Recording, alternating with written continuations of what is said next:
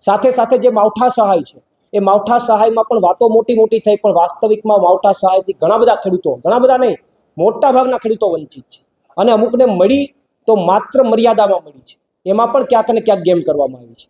બીજા અનેક મુદ્દાઓ, સિંચાઈના મુદ્દાઓ હોય, બીજી વાત હોય, ત્રીજી વાત, ઘણા બધા ખેડૂતોના મુદ્દાઓ છે.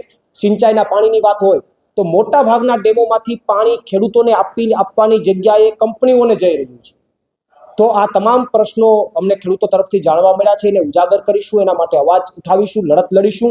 અને આ રાજકોટ જિલ્લામાંથી આજે જ્યારે યાત્રા પસાર થવાની છે, આ યાત્રાની અંદર રાજકોટના ખેડૂતોને પણ આ યાત્રાની અંદર જોડાવા માટે હું અહીંયાથી નમ્ર અપીલ કરું છું.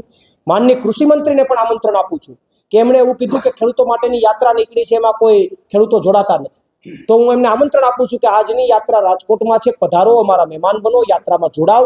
કેટલા ખેડૂતો આ યાત્રામાં જોડાય છે એ તમને તમારી પોતાની દ્રષ્ટિથી જુઓ તો તમને ખ્યાલ આવશે કે કેટલા બધા ખેડૂતોને સરકારથી અસંતોષ છે, સરકારથી પ્રશ્ન છે.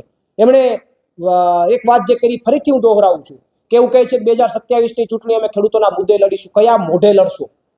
ખેડૂતોનો એક પણ પ્રશ્નનું નિરાકરણ નથી. ખેડૂતોને લાઠી વરસાવી છે, ખેડૂતોને માર માર્યો છે. કયા મોઢે તમે ચૂંટણી લડવા જશો? તમે એમ કહો છો કે ખેડૂતો ભિખારી નથી, સોમાની છે. તો એ જ તો વાત કરવા માંગીએ છીએ કે અમે ખેડૂતો જે માગે છે એની ભીખ નથી, એમનો હક છે.